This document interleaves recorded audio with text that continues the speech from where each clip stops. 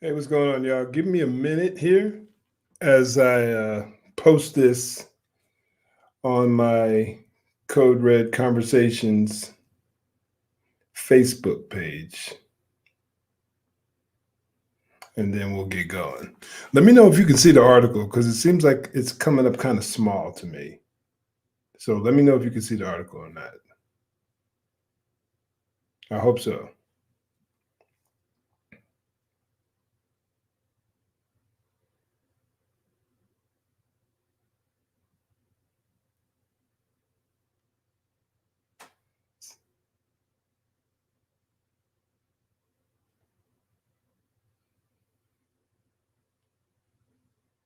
On my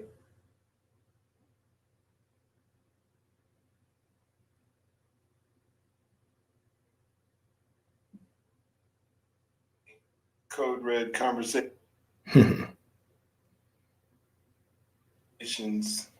Anyway.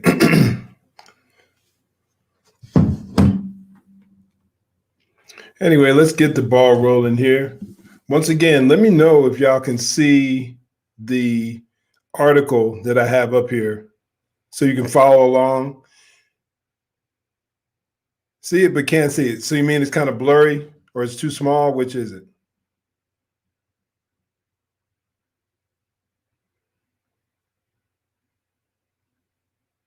If I make it bigger, would that help? Let me know which works because I want things to go along. So if you want to follow along, you can. Is it still small now that I put it to full screen? Because I probably can find a better version of it. Maybe I can blow this screen up here real quick so y'all can see a little better. Let me see here. Zoom. Okay, I zoomed in. I'm at 125%. So that should be better. Right, brother. Right, Verge. I hear you, man. I hear you. But I just zoomed in. Let me know if it's bigger, but I'll just check your receipts later. All right, that'll work. But I'm gonna go ahead and get rolling, y'all, because like I said, it may not be perfect.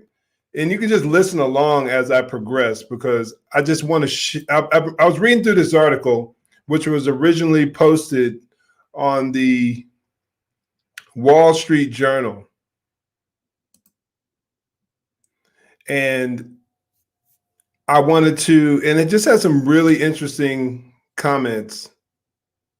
Hey, brother, love you too, man, Verge. I appreciate what y'all do, man. And y'all keep me motivated with all the good content y'all be putting out. So, but I was reading through this article and it just has some really good and interesting topics for discussion, especially in the area that I love to speak on. Y'all know I'm passionate when it comes to law enforcement, and I try to be as balanced as possible.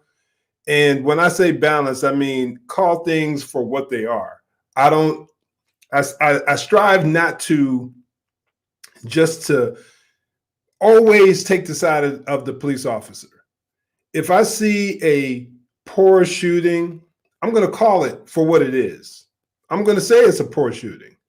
If I see if the world is saying that it's a bad shooting, but I see that there's some issues there that the average citizen may not see or may not understand or may not notice, then I'm going to say that. I try to be honest. I try to speak my mind, and I try to speak it with clarity so we all can walk away with a better understanding of law enforcement, of their tactics. In spite of the media frenzy to vilify cops, and it has been very effective over the course of the last 7 years or so, 6, 7 years, I would say, in particularly. Not saying that there hasn't always been an issue, but I say that these last few years have been on a whole different level. So my goal is to discuss these things. And I was coming across this article, and it was originally posted in the Wall Street Journal. It was kind of hard to get, kind of hard to read the whole thing because they limit how many views you can get. But when I saw this and I was reading through it this morning, I found it on another site.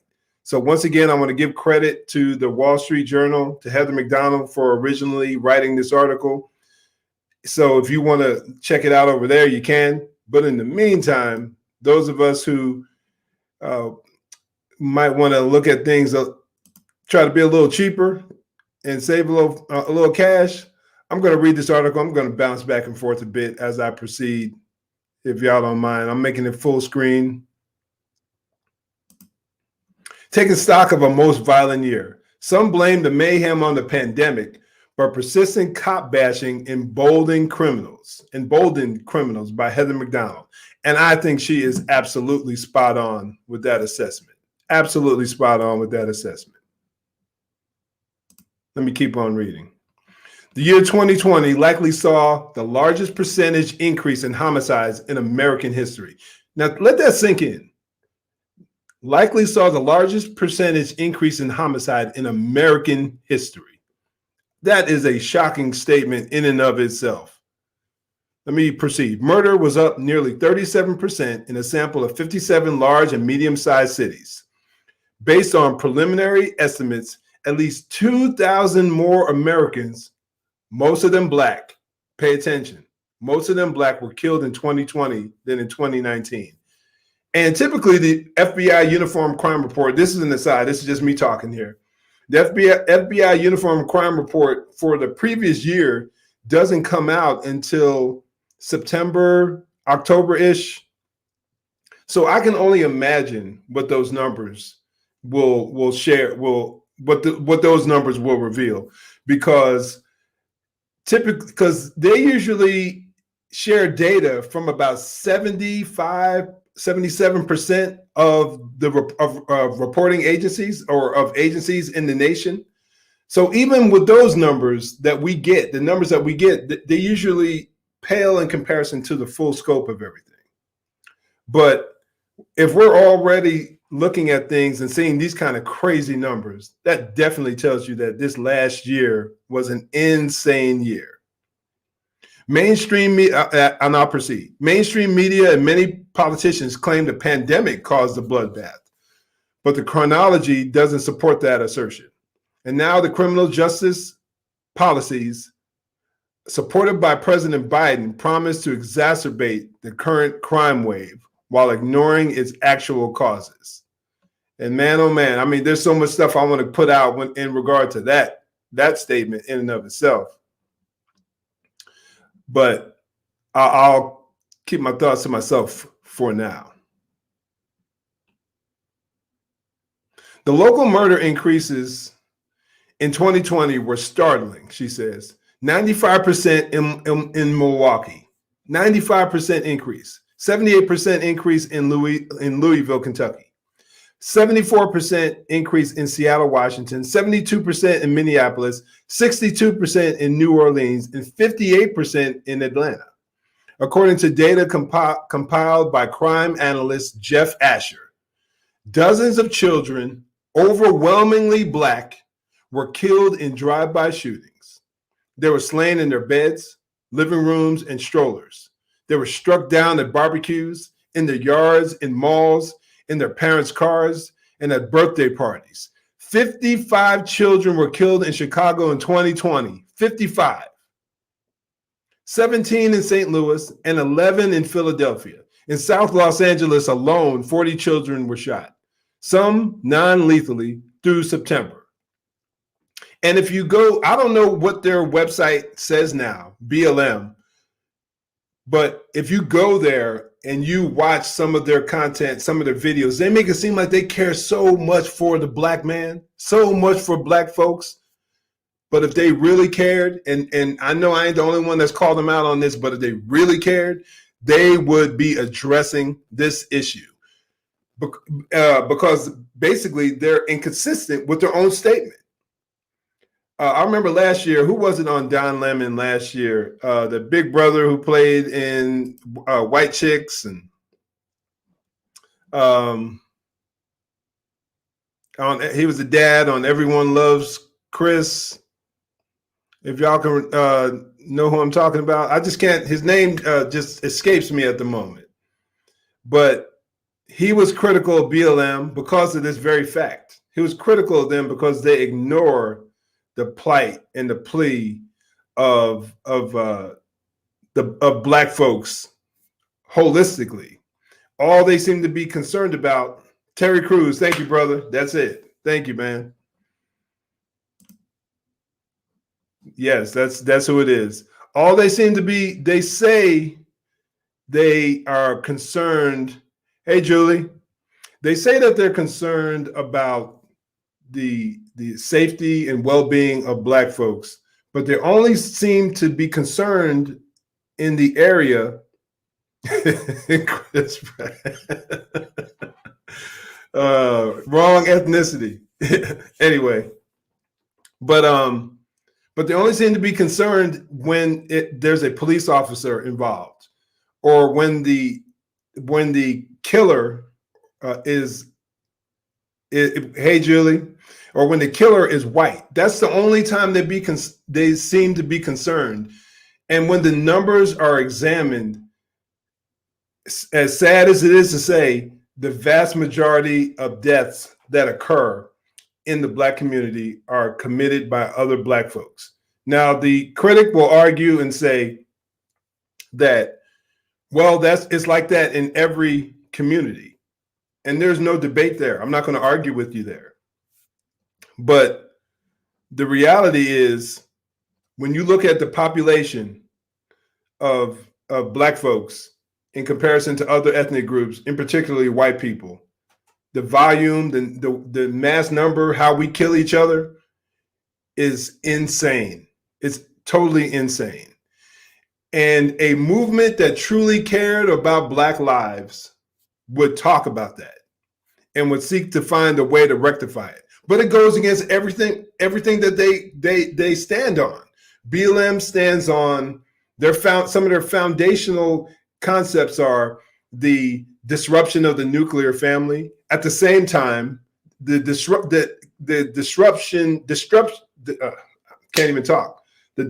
has already occurred in the Black community already. That's been taking place pretty much since the welfare state kicked in.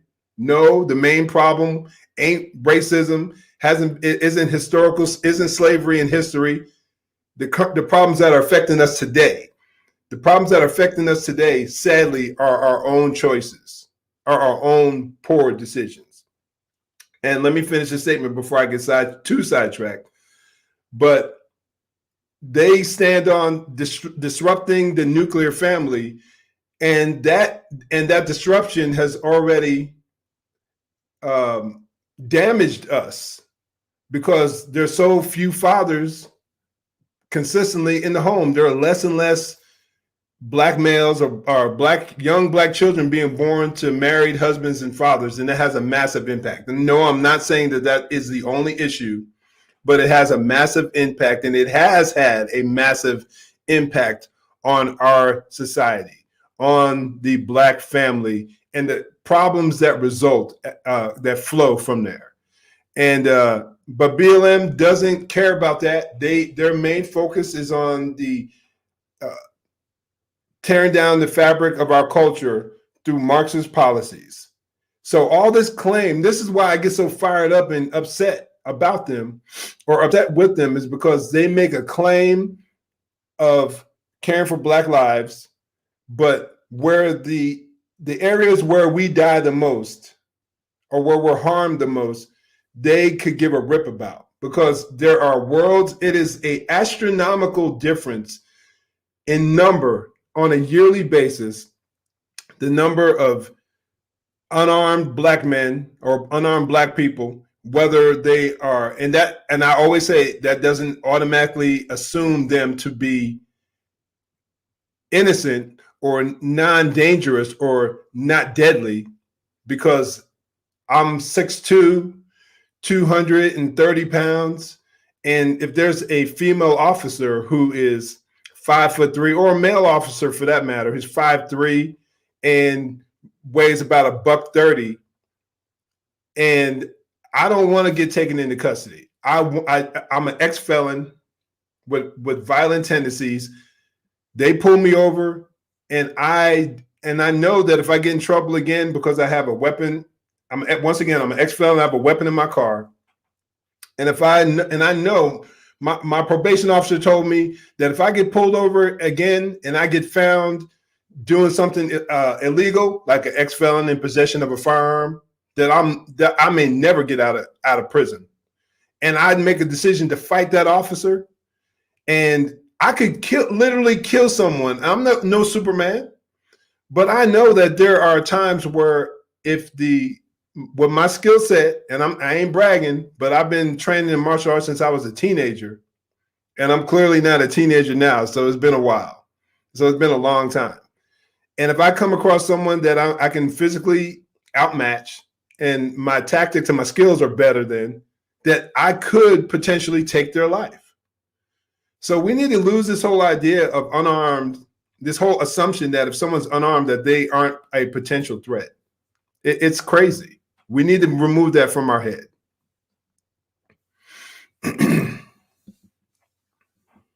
Definitely, Julie, hit me up. Hit me up anytime. You know how to get a hold of me. You still got my number, so hit me up anytime. But I really want people to understand these things. And getting back to my main point, and I'll get back to the article in a second, but I'm just freewheeling. I'm just going off the top of my head because I'm so passionate about this topic, y'all, is that if these organizations who profess to care so much about Black folks really cared, then they would focus on the areas where we are dying the most. And the last year, for instance, 15 unarmed black men were killed by the police. In relation to how many homicides that took place, were about 85 to 90% of those were committed by other Black people. You're looking at somewhere in the neighborhood of 7,000. Now you tell me what the problem is. Where should the most emphasis be placed? But what do we hear in the media typically? What do we hear? Crickets. What do we hear? We hear crickets. We hear nothing. That's what we hear typically in the media. No, almost no one with any national platform talks about it. You may hear about it locally. People address it. There are community groups that are trying to do something about it. But imagine if you had the weight of the mainstream media, big tech, Hollywood, the professional sports leagues behind some of these movements, bringing eyes on it, putting money behind some of these movements. Instead of focusing on the handful, and I mean that, the handful of potentially bad shootings that take place involving law enforcement. But they have an agenda, and I really wish people would start waking up and understanding that. These people have a movement, and they have an agenda and an idea to dismantle our current government. They hate it. And they know one big aspect of that is our law enforcement system. But let me get back to the article, y'all. Why this mayhem? The St. Louis Post-Dispatch expresses the conventional wisdom, and I'll post the link to this article in the comment section, or in the comment section after I'm done with this video. So y'all can read it because it has a bunch of little hyperlinks that you can click on that go into a little more detail. Why this mayhem? The St. Louis Dispatch expresses the conventional wisdom because of quote unquote economic, civic, and interpersonal stress from the coronavirus pandemic. That's what these people are claiming. Chicago Mayor Lori Lightfoot blamed pandemic-related frustration, anger, trauma, and mental health issues. But crime fell, and this is the problem that they have to wrestle with. The article said, but crime fell during the first months of the pandemic shutdown, both in the US and globally. Crime went down. And I'm pretty sure any of my brothers and sisters out there in law enforcement who are patrolling during this time, you probably can attest to that. Only at the end of May did the trend reverse itself. The end of May. What happened at the end of May?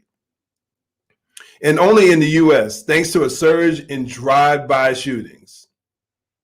18 people were murdered in Chicago on May 31st. the city's most violent day in 6 decades. Let that sink in. The city of Chicago's most violent day in 60 years. According to University of Utah law professor Paul Castle, other American cities saw similar spikes in mayhem, all tied to the street violence unleashed by the death of George Floyd in Minneapolis on May 25th, the end of May, as mentioned previously. The political and media response to Floyd's death amplified the existing narrative that policing was lethally racist. The ensuing riots received little condemnation from Democratic leaders and a weak response from the criminal justice system. And I would say initially a weak response all the way around. Honestly, I was disappointed in Trump's lack of a response to the initial riots, even though I know that's a good one, Julie. Deep, right. 100%, and I'll get more into that as I progress through this video. That is 100% true. But I was a little disappointed with Trump's lack of a response in the heat of all of this.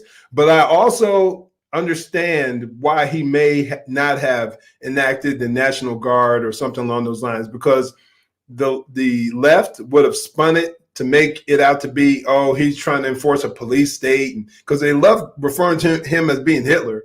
So they would have spun it to try to make him out to be the bad guy. And what happened when he finally did? That's exactly what they did, calling the federal agents that came in or the federal officers, police officers, the National Guardsmen that came through, calling them stormtroopers, Trump stormtroopers, and all kinds of foolishness, all kinds of nonsense. Because they, once again, they have, there's always an agenda, always. Anyway, let's proceed. Okay, cops now face a poisonous environment.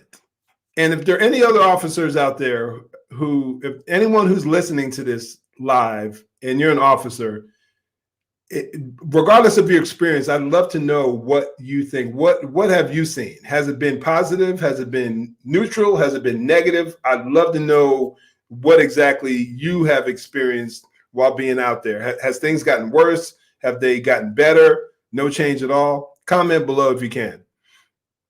Since the summer, they have been shot in the head. That happened here. Firebombed and assaulted with lethal projectiles. And if you don't know what they're talking about, do yourself a favor and follow Andy No on Twitter and Instagram. Andy No, NGO. He is a independent reporter, and his content, his video footage is very good. And there's another one. He goes by Lives Matter. And he'll go out there and he does independent journalism as well. Excellent content. And you will see this, because the sad reality is that there's still rioting going on. And in some states, in some cities throughout the nation, especially in the Pacific Northwest area, Portland and places like that, it really hasn't stopped. It might have subsided to some degree, but it really hasn't stopped. It says, resist. An officer providing first aid at a crime scene may be met with a hail of rocks and bottles. Resistance is now the norm.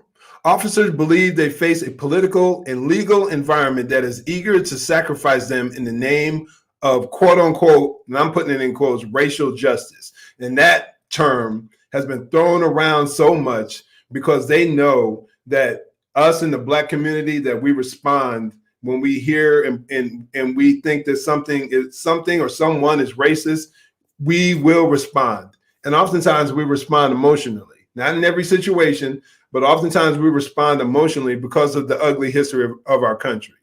But I would implore us to be wiser, because there are too many people out there who are manipulating us as Black folks because they know that we respond emotionally at times to an allegation of racism. They use it, excuse me, they use it for their benefit and for political power and political gain. Good morning, sweetie. Love you. All right, let me proceed here. As a result, the calculus for engagement has changed. An Oakland, California officer who has arrested dozens of known murderers and gang members over his career tells me he is scared for the first time. Man, that says a lot.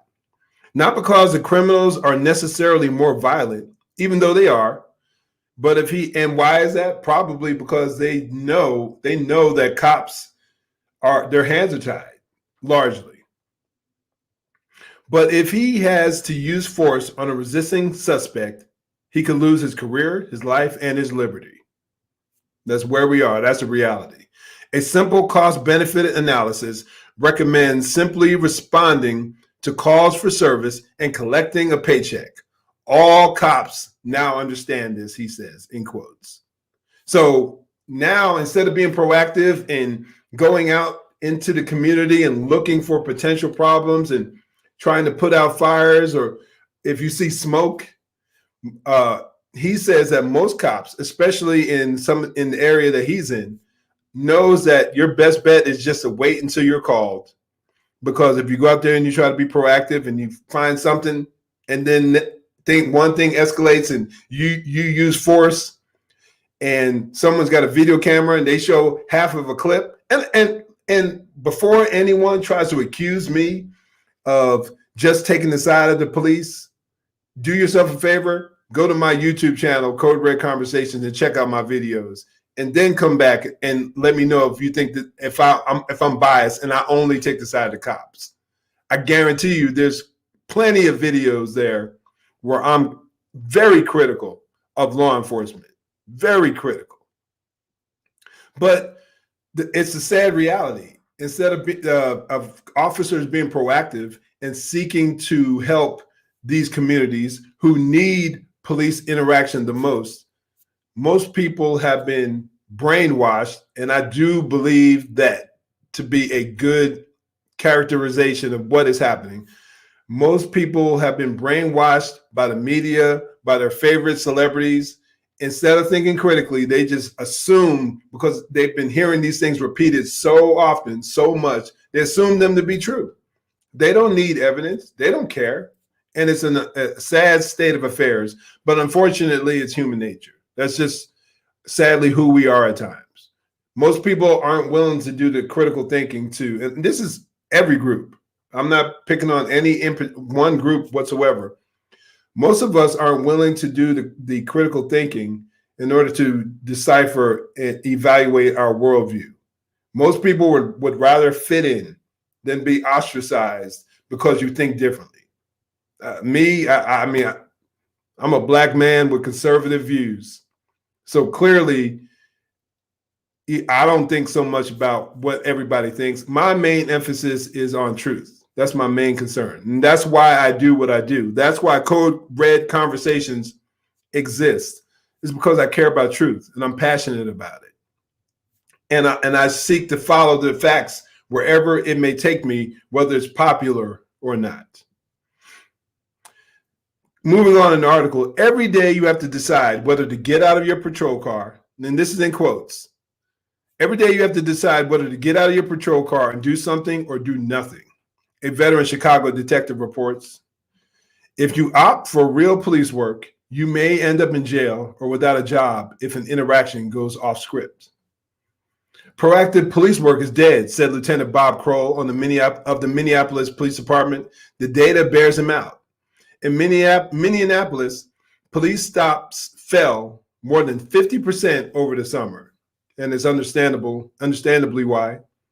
And it's understandable why that took place. The number of police-civilian contacts plummeted in Philadelphia, Oakland, Chicago, New York, Los Angeles, and elsewhere. Across the country, specialized police units that got guns off the streets were disbanded since they were said to have been disparate, or since they were said to have a disparate impact on African Americans. Police chiefs and prosecutors have refused to enforce low-level quality of life laws for the same reason. And it's only a matter of time before things start to escalate and get worse. It's only a matter of time. Well, actually, we see it already. We already saw the crime increase across the nation because cops are gun shy now. The consequence? More gang members are carrying guns since their chances of being stopped are slim. They are enthusiastically killing each other and innocent bystanders out of opportunism, not economic deprivation or existential angst. And that's the unfortunate reality. When these cops, hey Nisha, good morning. When these cops, or what should I say, when these criminals, some of these gang members, when they know that the police aren't going to do anything because their hands are tied because of public relations, poor public relations, or public concerns, or beliefs, I should say. When these people are smart enough to understand that, they're not idiots out there. So they use it to their advantage. They know that the average cop ain't thinking about doing a car stop, especially if you're a white cop. And that's just a reality.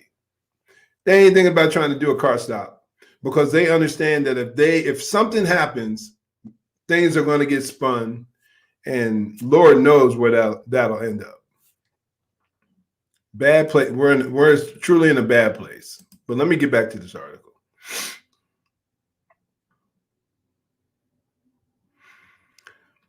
The anarchy of 2020 has continued into 21. Shootings in South Los Angeles rose. If y'all having trouble seeing this, pay attention. The shootings in South Los Angeles rose 742% in the first 2 weeks of the year. That is nuts, y'all. Nuts. 742%. I wonder if that's a typo, but I'll have to check the numbers, honestly. In Oakland, well, probably not. In Oakland, homicides were up 500%, and shootings up 126% through January 17th. In New York, murders were up 42%, and shooting victims up 15% through January 17th. Carjackings, already up 135% in Chicago in 2020, are spilling into the city's suburbs. On January 16th, a woman was pulled from her car in Aurora, Illinois, and shot in the back by carjackers who had already stolen 2 vehicles earlier that day.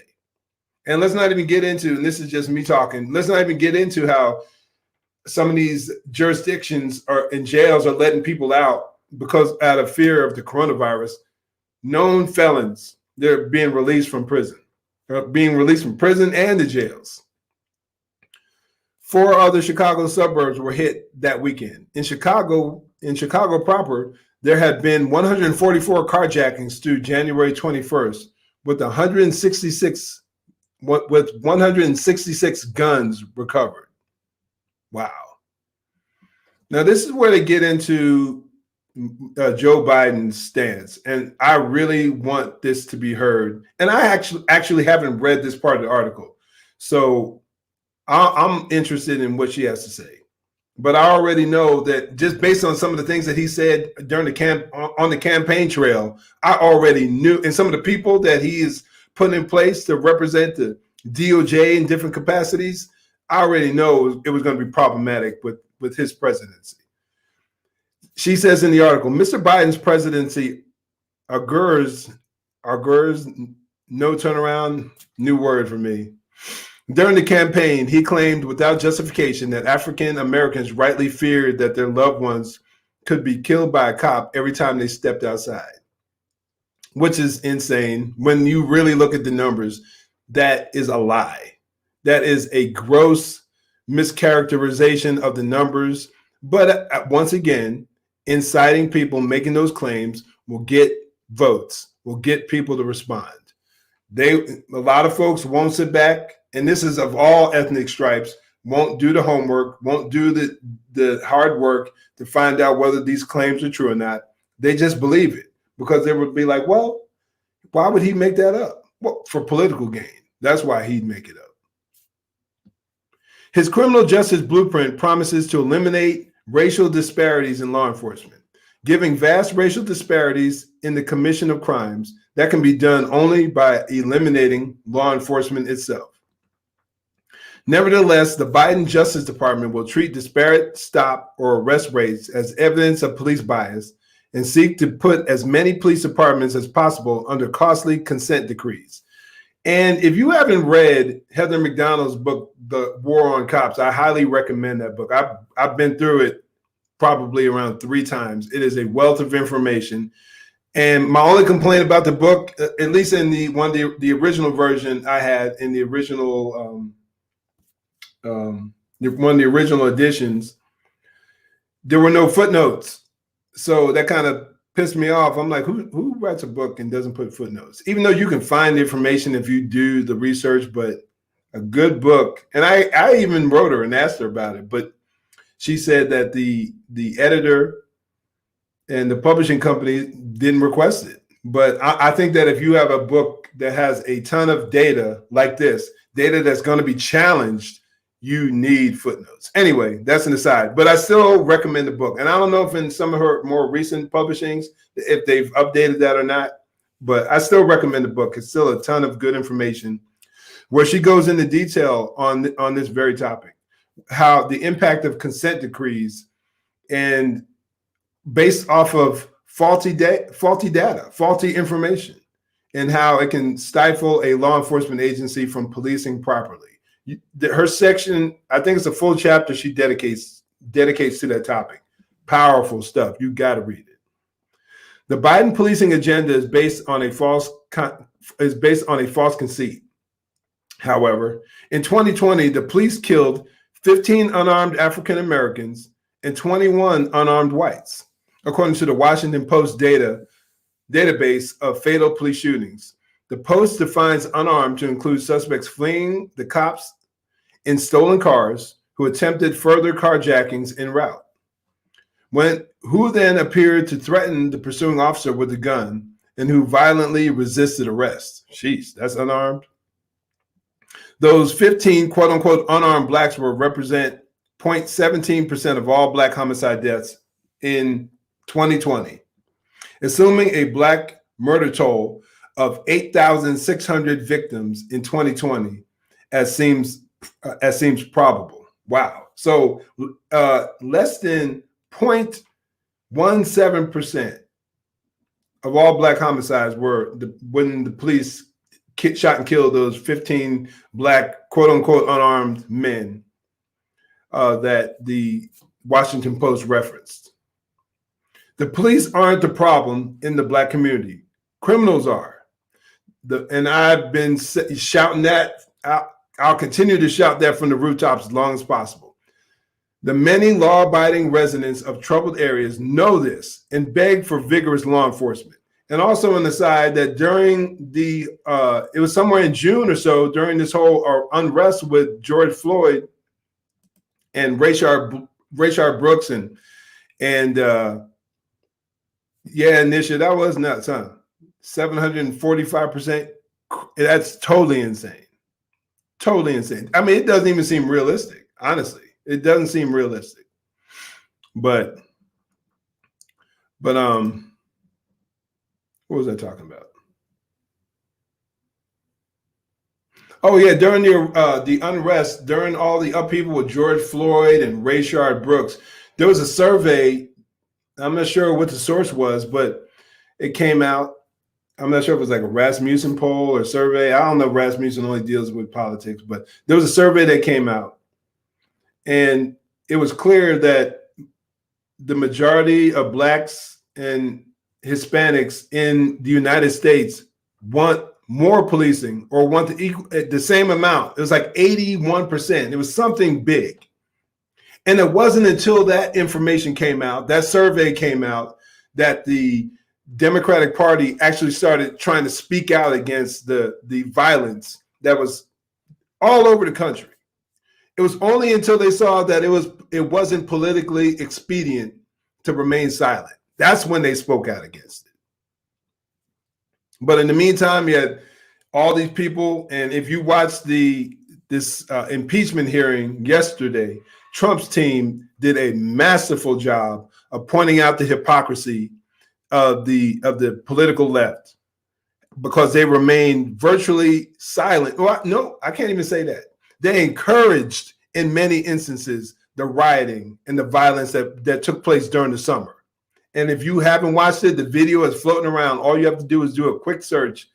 And they had a montage video of all the foolishness that these people were preaching. Kamala Harris saying that they shouldn't stop with the violence. And people, once again, all these people, and Pelosi saying she understands, and she doesn't understand why there isn't more. Because it wasn't until that survey came out and then they slightly changed their tune. I don't think that they ever condemned it holistically. There might have been a few people that made certain comments, like Joe Biden might have made a claim here and there, but then he would just go back and kind of defeat everything else that he said shortly thereafter. But let's keep moving on. But that number, 8,600 murders, black murders for 2020, that's the estimate. That's what they're expecting to get. Insane. The police aren't the problem in the black community. Criminals are. The many law-abiding residents of troubled areas know this and beg for vigorous law enforcement, which is why I referenced that article. High-profile homicide trials of police officers will take place this year in Minneapolis, Atlanta, Louisville, and Rochester, New York. If there are acquittals, more riots, followed by an even greater shooting surge, seems likely. It is urgent that public officials stop demonizing the police. And to that I say, amen. Well said. I completely agree with her. But I don't expect to see anything change, sadly, because after years of conditioning and the same rhetoric being repeated over and over again, most likely things won't change because people have been conditioned to believe one way. It would take a radical change in order for people to start believing something different. How do they get away with that? The things that they're saying was clearly inciting violence. You know how they get away from what I see? How they get away with it is because I think that the political left controls everything. I think they control everything. They control the media. This last year, the last few years should have proven that to anyone who was ever in doubt. From Hillary getting away with what she did with having the servers and all that server in her basement, getting away with what she did with the election, going the route that it did, so-called election, with big tech on their side, mainstream media, mainstream news outlets. These people can do almost whatever they want to do. And that's a sad and unfortunate state of our nation right now. They can pretty much do whatever they want to do because they have a well-funded propaganda team that is behind them and will do everything in its power to make sure that they never have to answer for the things that they do. It would take something horrendous, like something so undeniable, something that just cannot be hidden in order for something like that to take place, in order for them to get any type of repercussions for some of their activity. But what are y'all thoughts on that? I'd like to know what you think. I thought that was a pretty good article. And once again, I'm going to link it below so you guys can read it on your own. You can check it out. I'm going to be going live a little bit later on. I posted a video. I posted a little image. There was a shooting that took place a few weeks ago over an argument over people shoveling snow and putting it in the other person's driveway. And it ended tragically and horribly. And I know for a fact that video won't be up long after I show it. I'm pretty sure Facebook and YouTube will try to strike it or put some blocks on it or something along those lines. But I think that there are a ton of lessons that could be learned from that video. So do yourself a favor. I'll be back at noon Pacific time. I'm on the West Coast. So I'll be back at noon Pacific time to speak on that video, to share that video and share my thoughts. But in the meantime, in the comments down below, I'd love to know what you guys think. I'll respond to you to the best of my ability as I'm preparing for the other video. But once again, thanks for joining me. Thanks for watching. In the meantime, y'all know the deal. Why am I forgetting my own catchphrase? In the meantime, stay safe, God bless, and make sure you join the conversation. I'm out.